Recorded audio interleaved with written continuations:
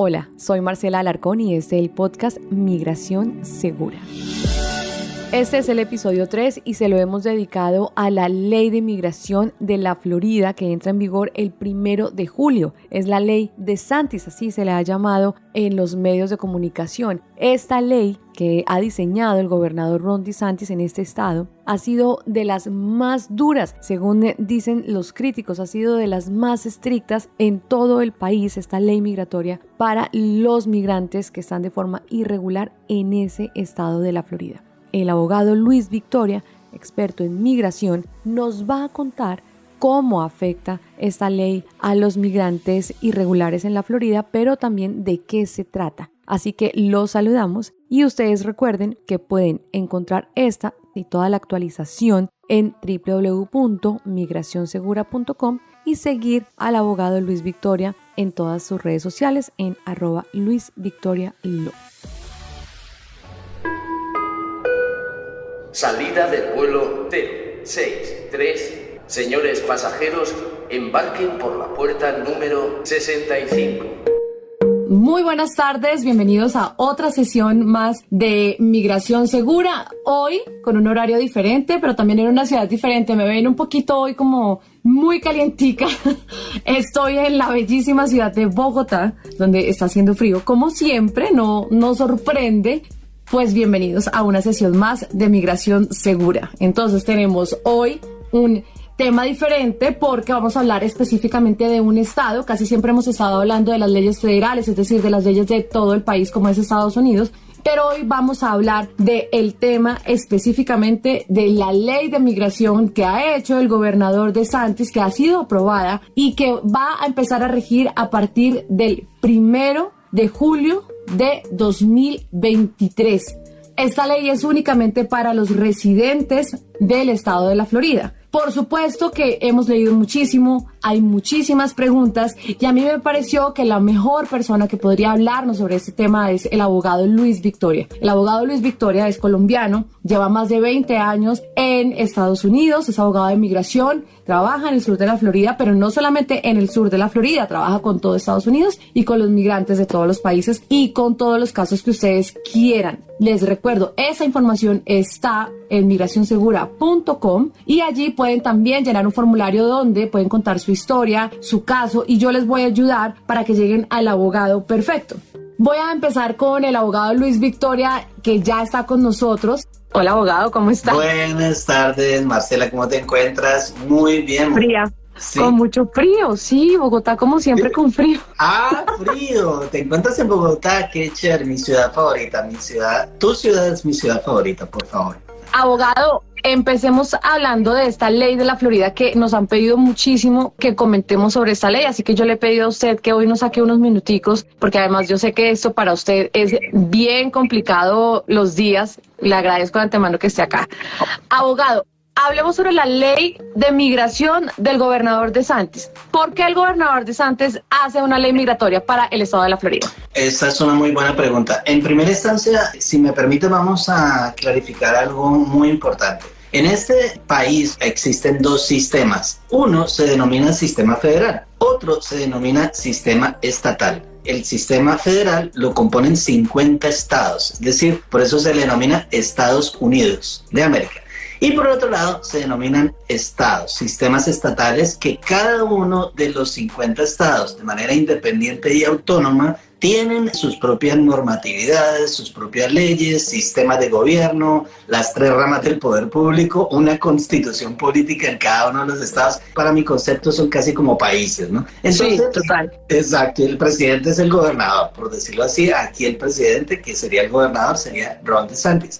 Entonces, cada uno de esos estados, como acabo de expresarlo, puede manifestar una ley específica en cada uno de los ámbitos que están regulados por dicha Constitución Federal, que la federal es la que manda, por decirlo así. Entonces, hay cosas que solamente el gobierno federal puede regular o puede legislar en relación con ello. Y el derecho de inmigración, es decir, todo lo relacionado con inmigración, solamente es el sistema federal, el gobierno federal, el que puede legislar en relación con ello. Es decir, es una ley federal. Por eso vemos ICE es una agencia federal, USCIS es una agencia federal, todo eso proviene del gobierno federal. No vamos a andar más acá porque nos podemos hablar de derecho constitucional federal. Pero bueno, eso se denomina derecho de inmigración federal. El gobernador DeSantis, él estaba promoviendo un proyecto de ley relacionado con el Estado, con el gobierno de aquí de la Florida, estatal, una ley estatal. Y esa ley estatal tiene relación con ciertos aspectos en cuanto a la inmigración, pero no quiere decir que es una ley de inmigración como tal, sino que es una ley estatal de la Florida que está correlacionada o tiene relación, implicaciones con la situación migratoria de muchas personas aquí en la Florida. No sé si ya me hice entender para efectos que las personas tengan un poco más de claridad al respecto, ¿no? Absolutamente. Ahora bien, yo sé que te gusta así que queden todos bien educados. Que quede todo muy claro, sí, como que fuera migración para dummies. Eso es lo que estamos tratando de hacer, Marcela, me copiaste la idea. Entonces, ya con esta clarificación, el gobierno estatal, en cabeza pues de su gobernador, que es Ron DeSantis, estaban promoviendo una ley que ya está suscrita, ya está firmada. Para que la ley sea ya efectiva, tiene que firmarla el gobernador. Para que haya una ley efectiva a nivel federal, el presidente de los Estados Unidos tiene que firmarla. Entonces, aquí ya la firmó el gobernador, que es como el presidente, ¿sí? Y va a ser efectiva, tiene un día cuando ya inicia a ser efectiva el 1 de julio del 2023. ¿De qué se trata esa ley, Marcela? Pues esa ley, como decíamos anteriormente hace pocos segundos, está relacionada directamente con la situación migratoria de las personas que residen aquí en el estado de la Florida. ¿Por qué? Porque tiene puntos que debemos tener en cuenta para efectos de estar muy cautelosos, de tomar medidas al respecto, porque de lo contrario, entonces van a haber consecuencias muy posiblemente negativas para muchas de estas personas que estarían, digámoslo así, como afectadas en relación con ella. Me imagino que una de tus preguntas va a ser, bueno, ¿y de qué se tratan esos puntos, no? Sí, porque es que mucho se ha leído, mucho se ha especulado. Yo lo vi a usted esta semana además en el Florida Bar, que es como una asociación de muchísima reputación, es la oficial de los abogados. Y aquí un punto súper importante. Cuando ustedes vayan a buscar un abogado de inmigración, por favor, primero van y lo buscan en el bar de su estado. En este caso, por ejemplo, si ustedes van al Florida Bar, van a buscar Luis Victoria y van a encontrar la información del abogado Luis Victoria. Es decir, es un abogado que cumple con todos los requisitos que, créanme, son muy difícil. O sea, la persona que está en el bar se llama así bar, como B-A-R. Sí. Es de verdad un duro, un teso. O sea, estar ahí es demasiado. Y tienen que siempre fijarse que esa persona está en el bar del estado. Muchas gracias, Marcela, la verdad que por toda esa descripción que le das a los abogados con licencia. Y los vi reunidos, lo vi a usted como en una gran convención que hizo el Florida Bar, donde invita a los abogados, ¿no? Es una distinción además, para hablar y especificar estos puntos. Me gustó mucho porque después de eso, también pueden verlo en el canal de YouTube del abogado Luis Victoria, él habló sobre esa ley de migración, si la podemos llamar así, ya sabemos, de Ron DeSantis. Lo primero, abogado, es una persona que vive en el estado de la Florida. Cuando hablamos del estado de la Florida es Miami, Orlando, Tampa, Boca Ratón, Palm Beach, Boynton, Jacksonville. De ahí para arriba es muy grande. Una persona que está viviendo en este estado de la Florida y que está en una situación irregular, que se le pasó la visa de turismo, que entró por la frontera, que todavía no tiene un estatus legal, está cometiendo o está faltando a las leyes de la Florida después del 1 de julio? Muy buena pregunta. En relación con lo que dices tú, Marcela, ¿cuáles implicaciones, cuáles serían las consecuencias? Esa ley, como tú lo expresaste muy bien, es para la jurisdicción del estado de la Florida. Aplica para todas las personas que residan aquí en los estados, residamos en el estado de la Florida, y sobre todo va a afectar a aquellas personas que, pues por supuesto, tengan implicaciones directas con esa normatividad de esa legislación estatal. Entre otras cosas, las personas que, por ejemplo, lo que mencionabas correctamente, no tengan un estatus legal.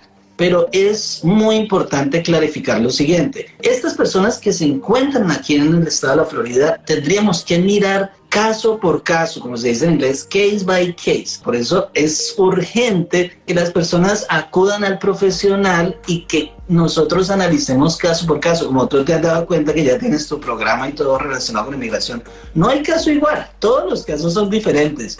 Entonces yo he recibido cientos de llamadas durante estos últimos días después de la legislación, pues. Entonces, ¿qué es lo que sucede? Ejemplo, hipotética situación número 1. La persona llegó con su visa de turista y se quedó más tiempo y nunca aplicó un asilo, nunca aplicó a otro estatus. En otras palabras, se quedó sin estatus después de esos 6 meses, pasó el año y nunca hizo nada en relación con su estatus legal. Esta persona, ¿qué consecuencias va a tener? Basado en lo que dice la ley, pues obviamente no sabemos exactamente qué puede suscitarse cuando lo pare un policía en la calle, cuando, por ejemplo, esté trabajando de manera ilegal en una empresa. Hay que mirar las características de la empresa. En otras palabras, mi opinión personal, mi opinión como abogado, es esa persona tiene urgentemente que acudir al abogado para mirar su situación porque no es buena. Es Sí, decir, la persona debe tener un documento para poder estar aquí tranquilo en la Florida. Es mi opinión, Marcela, porque puede ser que esa persona esté en un proceso de asilo. Esa persona que está en un proceso de asilo no tiene ningún problema. O sea, no es residente permanente, pero no está ilegal. Esa persona quizás... La única diferencia que pudiese existir, y la ley lo dice, esa persona que ingresó IWI, que es el acrónimo de la frase Entry Without Inspection o entrar sin inspección, es muy importante clarificar eso. En otras palabras, la persona que se saltó la cerca sin verlo nadie, esa persona muy factiblemente, esa persona es la que está sujeta o es objeto de esta ley, porque es la persona que no fue inspeccionada. La persona que es inspeccionada es aquella que pasa una entrevista con un oficial en el puerto de entrada determinado, bien sea terrestre, sea cual sea, marítimo, terrestre, aéreo. Marítimo, bueno, sí, esos 3, correcto, porque subterráneo no existe, a no ser de que exista. A no ser que no nos hayan contado. Exactamente. Pero bueno, los que conocimos, aire, tierra y mar. Correcto.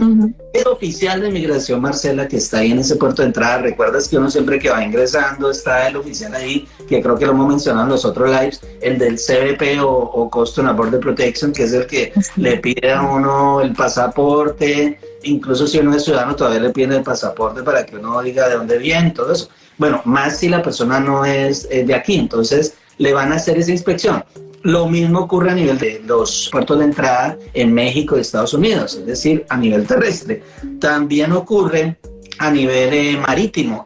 Marítimo es, por ejemplo, porque dirán, uy, ¿cómo por mar? Bueno, las personas que cogen un crucero. En Miami, correcto, exacto. Que hay cruceros, vienen muchos como por el lado de Centroamérica, pasan muchísimos. Y también, cuando hablamos de las fronteras terrestres, pues hablamos de que uno puede pasar con su documentación legal en carro por la frontera, como cuando está pasando de Armenia a Pereira. A Pereira, exactamente. Sí. Me encanta estar por allá, por favor. Entonces, cuando esta persona es inspeccionada, Marcela, esa persona posiblemente, según lo que yo he leído de la ley, la interpretación que yo le he dado, no es sujeta de la ley si ya fue inspeccionada. La persona que no fue inspeccionada es la que sujeta a esa ley. Sin embargo, acá a través del live vamos a ver las diferentes situaciones, caso por caso, hipotéticamente hablando, cómo se puede presentar esa situación. Ahora, no es de confiarse si usted, como en el ejemplo número 1 que dimos de la persona que vino con la visa de turista y se quedó y no tiene nada, es que yo fui inspeccionado en el aeropuerto de Miami o fui inspeccionado en el puerto de los cruceros, en fin, y que bueno, entonces voy a estar tranquilo. Entonces no, esa persona debe tomar medidas, esa persona no puede estar tranquila. ¿Por qué? Porque no va a estar en una zozobra, porque lo que veíamos en el seminario que tú muy bien lo anotabas, es que la policía va a tener más superpoderes. En otras palabras, suena como redundante, pero la ley va a aportarle más poderes a la policía normal. Es decir, si la persona es, digamos, inspeccionada, digamos, por un policía en la calle, deme sus documentos, y no tiene documentos, Marcela, entonces ¿Cómo puede ser? Yo le estoy recomendando a las personas, por favor, acuda a su abogado, miremos a ver cuál es su situación y cualquier documento, así sea una aplicación que usted envió, lo que sea, hay que analizar todo a ver cuál es la posición suya. Ahora bien, si usted vino y usted aplicó un asilo, volvemos a repetir, hacemos hincapié, esa persona no es sujeta de esta ley porque ya tiene un proceso en marcha.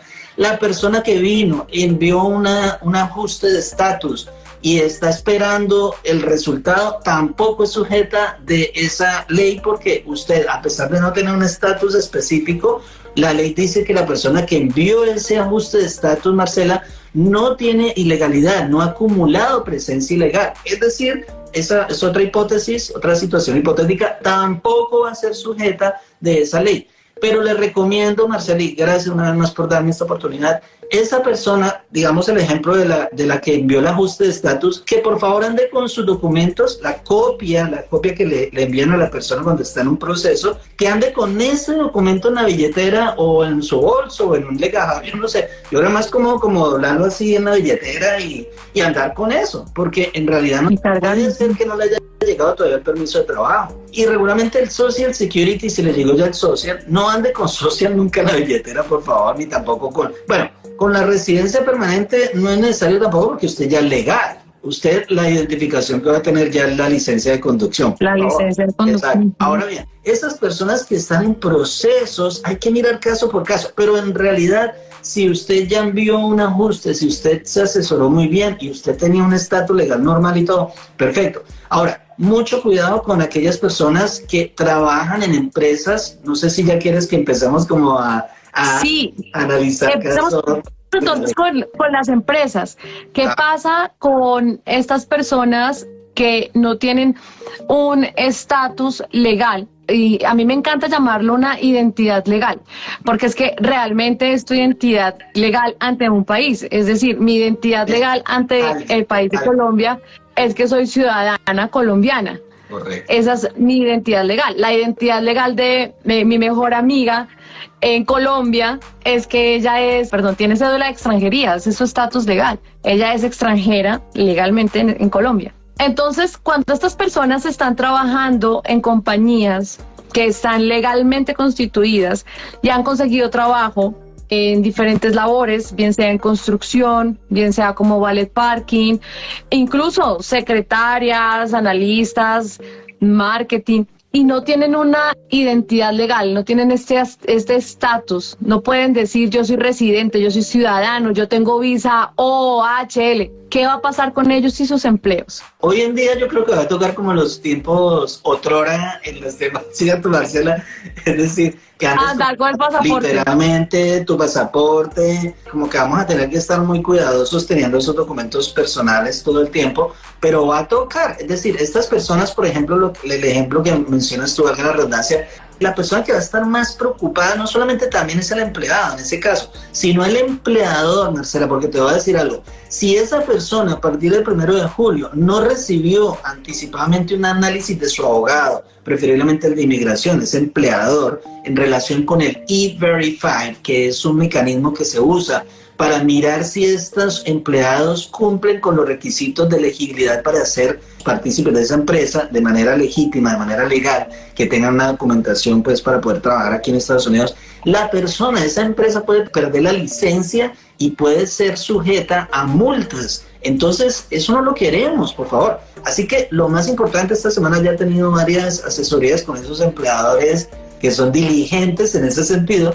y estas personas están preocupadísimas en el ámbito de la importación de flores, en el ámbito del landscaping, que tú sabes lo de cortar los jardinería, que es un negocio muy próspero aquí en el sur de la Florida, bueno, me imagino que en toda la Florida. Y que es practicado por muchos hombres de Centroamérica. Y yo tengo una cosa aquí entre nos, esos trabajos no los hace nadie, Marcela, esos trabajos los hacen esas personitas. Y la verdad, pues uno se siente mal y también preocupado porque uno a veces dice, bueno, yo creo que tú también, donde tú vayas, tú encuentras a la persona que corta el césped, a la persona que asea, y esos trabajos no los hace el gringo, el americano no hace esos trabajos. Entonces, ahí hay una cosa que yo creo que el gobierno, y pues eso es una de las críticas, que se va a afectar la economía en cierto modo. Entonces hay cosas que yo creo que las vamos a ver poco a poco respecto a la ley. Aquí lo que pienso que el gobernador quiere es, pues también en la parte política un poquito, él va a lanzarse a candidato.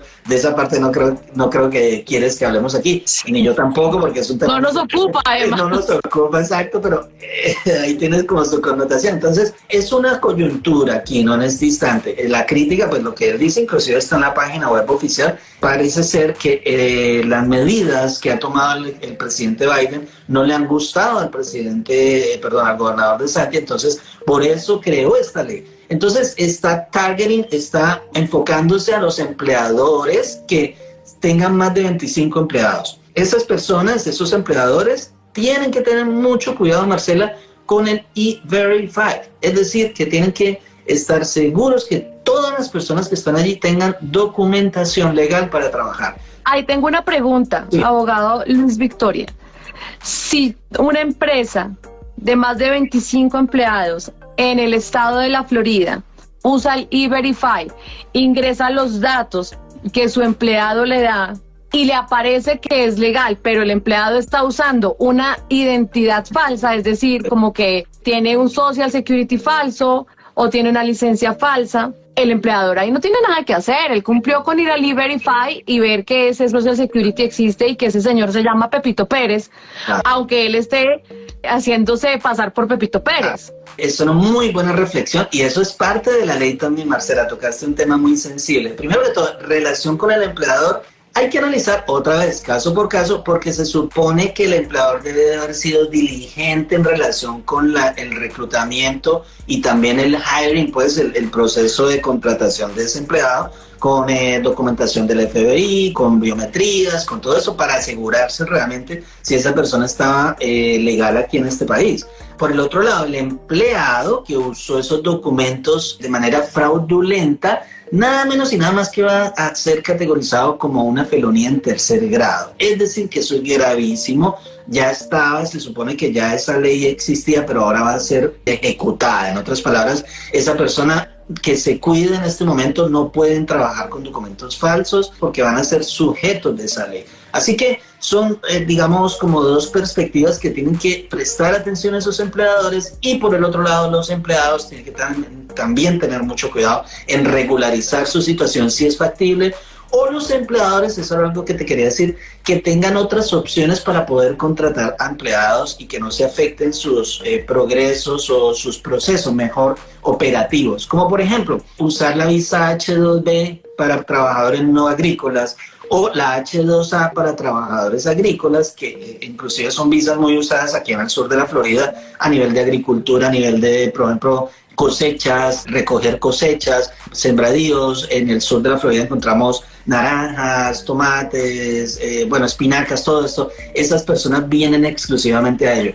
Tienen que estar seguros que la nacionalidad que aplique a estas visas sea entre las listas o esté en la lista de los países que se encuentran en USCIS. En esa lista, por ejemplo, Colombia es uno de los países, nuestro país está ahí en la H2B y H2A. Es una buena oportunidad, Marcela, para las personas que se queden sin empleados de pronto o cortos. Ahorita es que deberían estar pensando en eso. Ya yo voy a empezar unos procesos de H2B para unos empresarios de flores, otros empresarios de tomates y otros empresarios que son importadores. Pero eso está muy interesante, ¿cómo no lo habíamos hablado antes? Por favor, eso es una sorpresita que te tenía también, por favor. Exacto. ¡Wow! Sí. Bueno, eso lo tenemos que hablarlo a fondo y sí, a tiempo. Tema de otro lado. Exacto. Sí. Sí. Ahora, en relación, no sé si quieres, digamos que vamos a otros análisis de la ley, porque ya vamos, por ejemplo, con la parte de los empleadores. En los empleadores tengo una duda. Sí, claro. Que es muy común en las reuniones de amigos y que de pronto como que uno se queda sin saber qué contestar. Las personas que viven en casas, apartamentos, tienen servicios generales como lo que llamamos en Colombia la empleada doméstica, como por ejemplo el jardinero, como por ejemplo las personas que tienen piscina en su casa. Va un señor a arreglar la piscina que se lo recomendó tal y pues como lo recomendó tal, pues lo contrató y le ha ido bien y ahí va. Pero, por ejemplo, estos servicios pues la persona nunca ha preguntado si usted, o sea, ¿cómo aborda uno a alguien y le dice, ¿usted es legal o no es legal? ¿Usted tiene papeles o no tiene papeles? No, pues no, eso yo creo que la gente yo no soy capaz de hacerlo. No. Porque me parece más un abuso a la privacidad de las personas preguntarle, ¿usted tiene papeles o no tiene papeles? La pregunta es, cuando se trata de personas de casa, de hogar, que contratan estos servicios y no saben que su empleada, que su jardinero, que el que le arregla la piscina y tal, es una persona que no tiene un estatus legal, ¿puede afectarlo a él con la nueva ley de Ron DeSantis? Excelente pregunta, Marcela. Incluso me acordé con el ejemplo que estás mencionando de otra hipótesis que mencionaron en el seminario que acabo de estar hace 2 días, en el cual el conductor de Uber recoge a unos pasajeros y la policía los para y resulta que los pasajeros son indocumentados. Entonces, se supone que bajo esta nueva ley, el conductor o bueno, la persona dueña del carro, pues va a tener consecuencias en relación con que iba con indocumentados. Pero bueno, pero uno cómo hace para saber. ¿Tiene documentos legales? Lo llevo y no. Pues obviamente, qué pena. O sea, eso, lo que dices tú, excelente. El derecho a la privacidad, incluso aquí en la Florida, y por eso están diciendo que posiblemente hay cosas de esta ley que muy factiblemente, yo creo que hay demandas ya en este instante en cuanto a la constitucionalidad de esa ley, no solamente a nivel de la Constitución de la Florida, porque en la Florida existe el derecho a la privacidad. En la Constitución Federal también existen principios constitucionales que por supuesto están siendo vulnerados por esta ley. Es decir, eso lo vamos a ir viendo poco a poco. Yo estoy seguro que ya hay muchas demandas en contra. Pero lo que tú dices, ahí hay que mirar case by case, caso por caso, pues en relación con la empleada del servicio. Si es una empleada, digamos, que la trajo de Colombia o no sé, que la señora estaba aquí y la contrató, entonces hay que mirar ese caso. Cómo esa señora, la empleada del servicio, llegó a la casa y si esa persona pues obviamente no tenía documentación, yo creería que en ese caso sí sería culpa de la persona dueña de la casa o contratista de la empleada que no verificó si la persona tenía su documentación legal o no. Pero lo que tú dices, vamos a decir que yo contrato una empresa X para que vayan a mi casa a hacer el aseo cada 8 días, pues sí. Yo preguntar, mire señora, usted tiene, o sea, va a ser como complicado. O el señor de la piscina que dices tú que cada 15 días va, ¿usted tiene papel? No, Dios mío, o sea, entonces es como una zozobra, es como una cuestión. No, y hay mucho trabajo de ese tipo, mire, que yo conozca, que lo conozco porque mi círculo más cercano toma sus servicios, por ejemplo, el servicio de niñeras. Claro. El servicio en los hoteles, que me ha sorprendido muchísimo porque... Bueno, yo no sé cómo trabajan estas personas, pero en los hoteles uno sabe, escucha, ve que tal persona está trabajando en un hotel porque consiguió un trabajo allí. Y entonces uno dice, pero ¿cómo hizo un hotel tan grande para contratar una mucama que no tiene documentación? Bueno, pues lo hizo.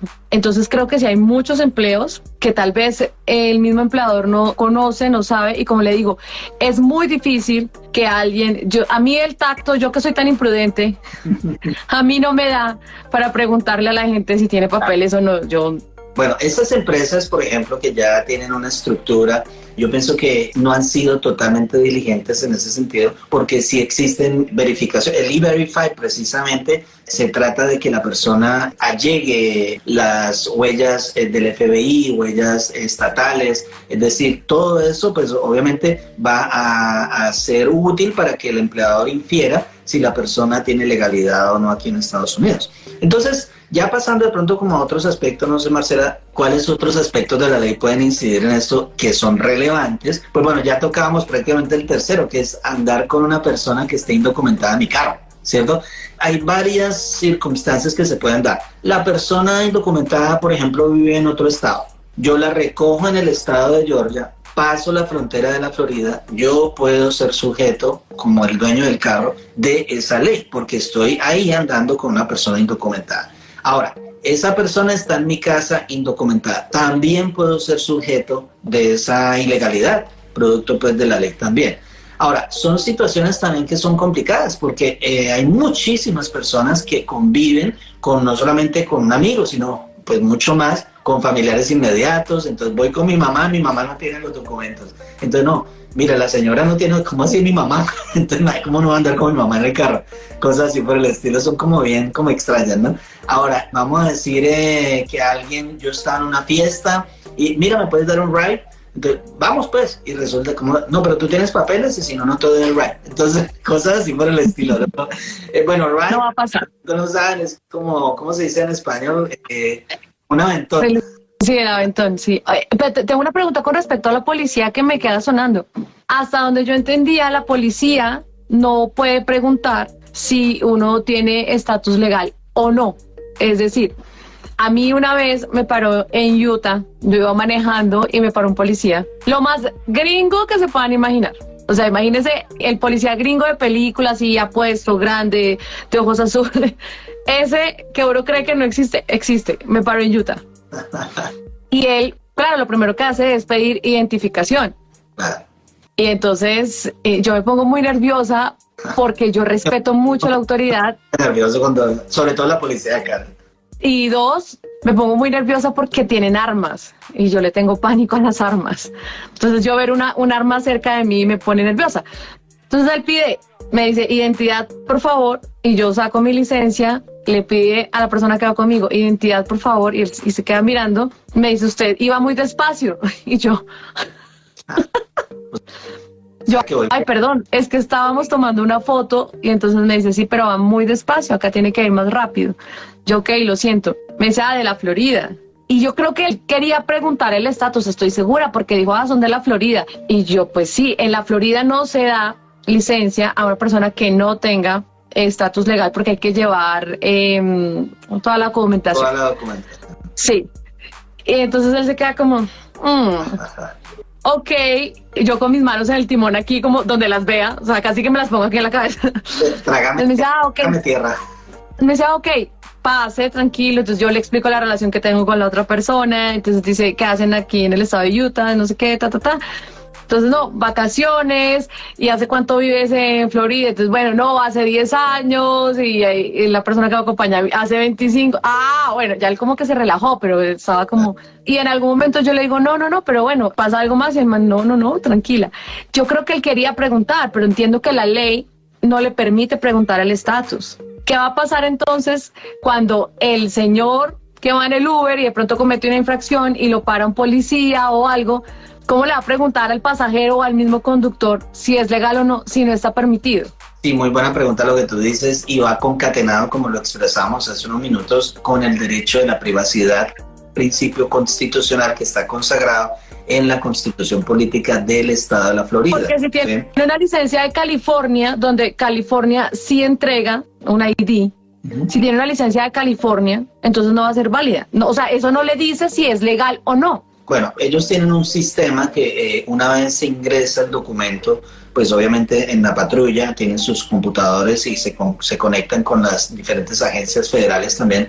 Entonces esta persona, pues el oficial va a inferir si esta persona posiblemente no tenga documentación, pero pues en California expiden la licencia si no tengan la documentación legal o algo así. Entonces viene la persona, se supone que está legal porque tiene su licencia en relación con la manejada del carro, por ejemplo, ¿no? No en cuanto al estatus legal, sino el manejar el vehículo está legal porque tiene su licencia, pero esa licencia aquí en la Florida no va a ser válida. Ahí tocamos otro punto. Así haya sido expedida por un ente oficial de ese estado en particular, la persona, al no tener un estatus legal, al no tener documentación legal aquí en Estados Unidos a nivel de inmigración, esa licencia de conducción expedida en ese estado en particular no va a ser válida aquí en la Florida. Entonces se le va a retener. Y pues obviamente el oficial de inmigración lo va a inferir una vez ingresa la documentación de la licencia esta en su sistema. Él va a inferir si tiene o no un estatus legal acá. Ahora, otra de los temas preocupantes también, Marcela, es que la persona va a ir a un hospital, después de una emergencia, quizás un accidente, bueno, en fin, lo que sea.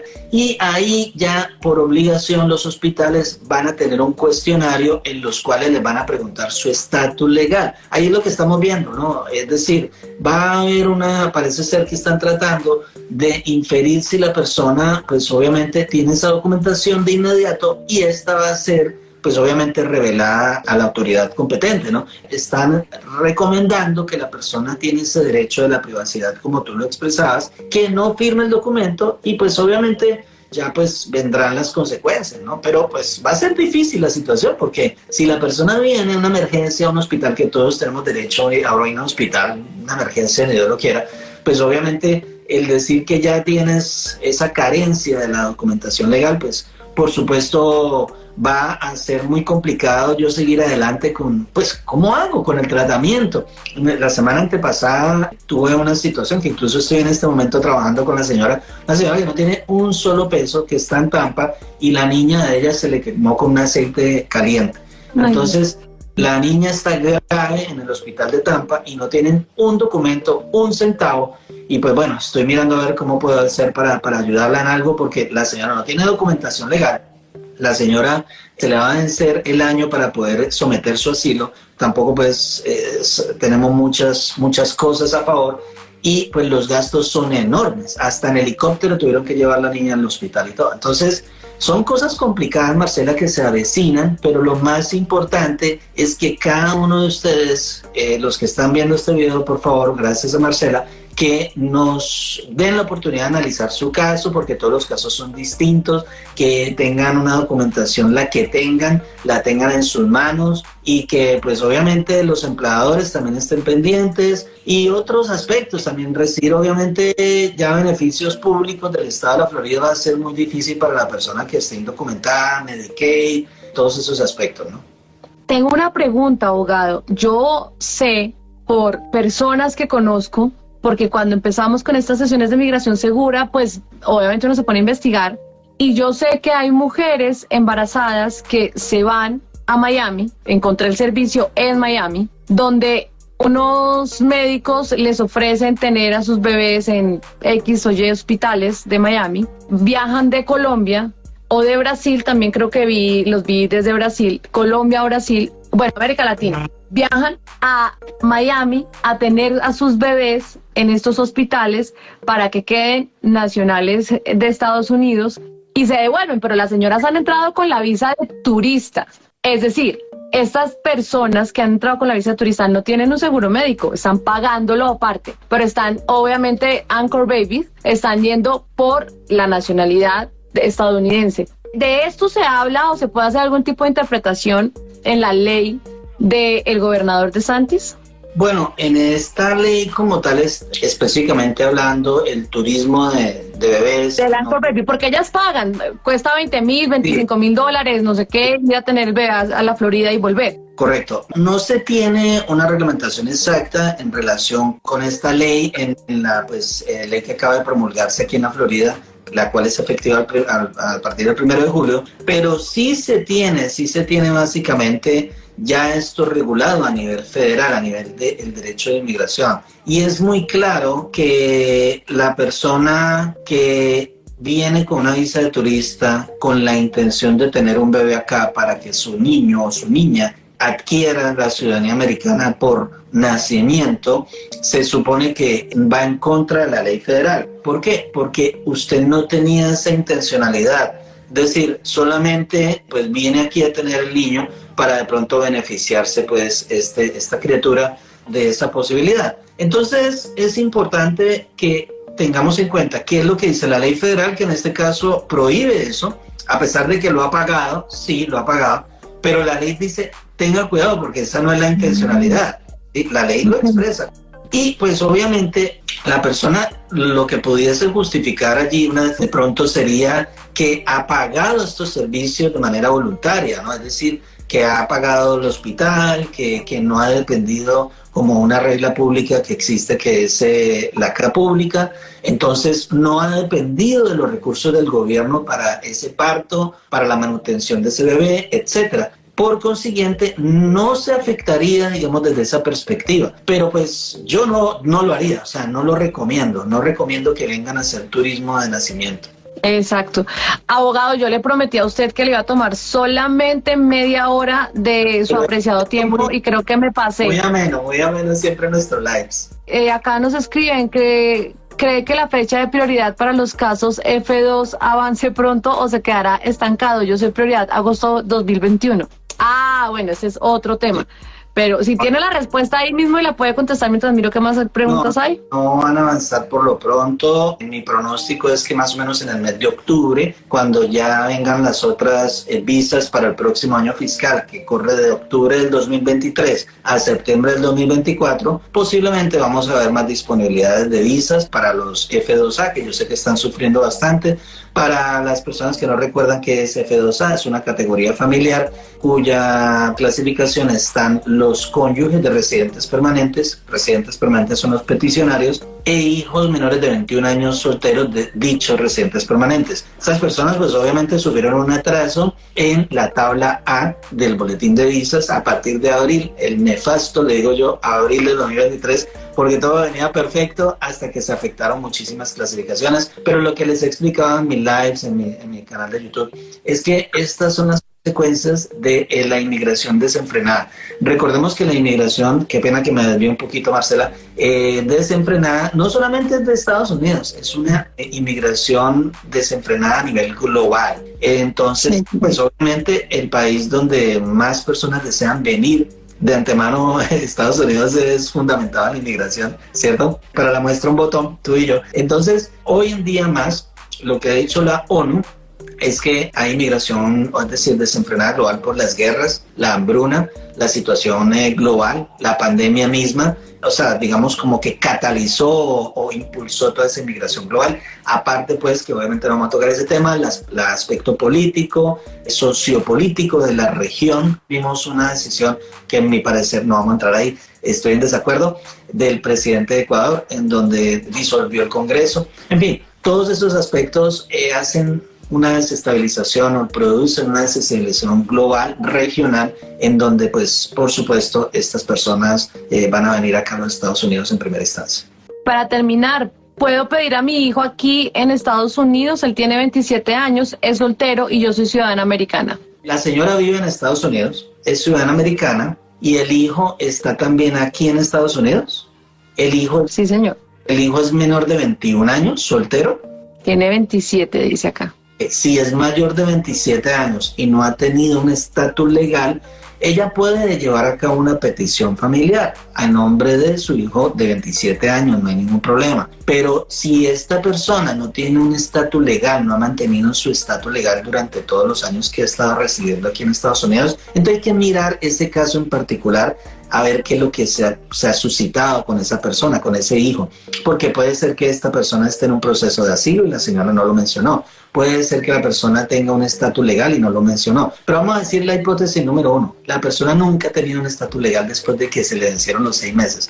Esa persona no puede llevar a cabo un ajuste de estatus aquí porque ya tiene una inadmisibilidad por presencia ilegal. Lo que puede hacer la señora, primero que todo, que contacte a su abogado. Segundo, cuando la persona ya obtenga la aprobación de la petición I-130, USCIS va a transferir esta petición, este resultado positivo de la petición, a el NVC o National Visa Center. Esa persona, cuando ya esté allí, pues van a abrirle un proceso consular, van a darle la bienvenida a ese proceso consular. En ese instante se pagan las tarifas federales del Departamento de Estado y se inicia algo, Marcela, que se denomina perdón migratorio provisional por presencia ilegal. ¿Por qué se llama así? Porque le van a dar posiblemente un perdón provisional para que vaya a su país de origen, en este caso a la Embajada de los Estados Unidos en su país de origen.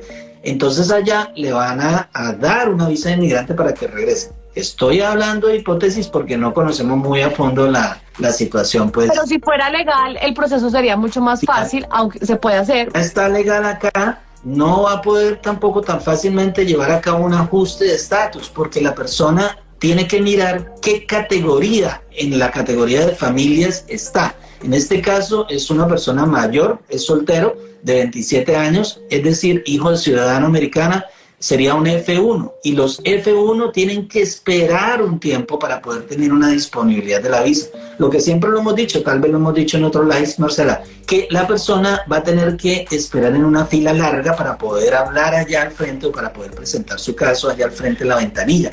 Esa cola dura años, para los F1 más o menos como 6 años o 7 años. Es decir, que esta persona, si va a estar aquí, la mamá va a llevar a cabo esto, pues obviamente tiene que tener un estatus legal para estar 7, 8 años esperando toda esa cola.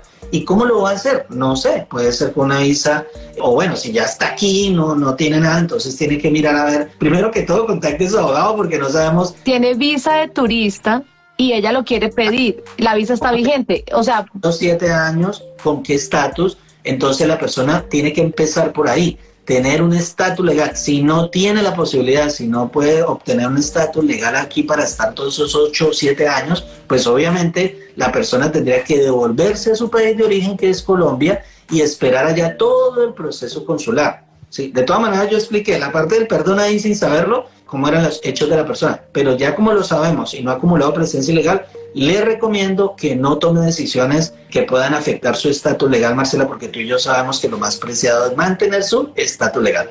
Sí, le voy a recomendar a ella que lo contacte a usted, abogado, con eso le puede dar fechas exactas, le puede dar estatus exactos y así con ese primer acercamiento ella puede darse una idea de cuáles son los tiempos, de cuáles son las posibilidades, pero hasta el momento la respuesta es sí, sí se puede, sí lo puedes hacer. Y es absolutamente válido, es un proceso que se hace, o sea, no tiene ninguna complicación, excepto que hay que esperar todos estos años por la disponibilidad de visas, pero sí lo puedes hacer, así que qué bueno que lo puedas hacer por tu hijo. Ojalá que hables con el abogado Luis Victoria y le entregues más detalles ya en una cita particular para que puedas hacer el proceso como es, sin ir a fallar. Abogado, le doy muchísimas gracias, le agradezco en el alma que usted nos haya hoy ilustrado con todo esto de la ley de migración del gobernador Ron DeSantis en la Florida. Bueno, yo pienso que tenemos muchos lives de aquí en adelante, Marcela. Mire, tenemos pendiente, mire lo que son las mujeres, lo va a comprometer aquí delante de todo el mundo. Tenemos pendiente perdón y las visas que hablamos hoy, sí, las de H2.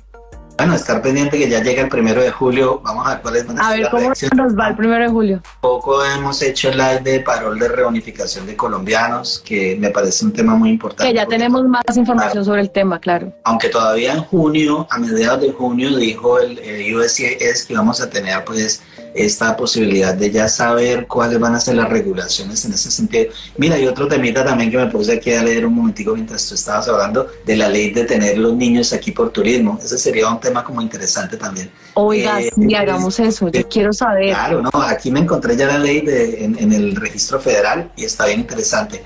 Entonces, bueno, recuerda la sorpresa que te di la otra vez de Learning Immigration Today. Ya es un hecho, ahora sí puedo nombrar en la página. La página y todo, felicitaciones. Learning Immigration Today. Pues ahí vamos a hacer la inauguración oficial para que por favor me ayudes. Ya voy a enviar, para que sepan, tengo un canal en Instagram que se llama Migración Segura. Por ahí voy a mandar la información del abogado de su Learning Immigration Today para que tengan toda la información de migración también. Y muchísimas gracias, abogado, por acompañarnos. Felicitaciones por ese nuevo paso, ese nuevo proyecto que está usted dando.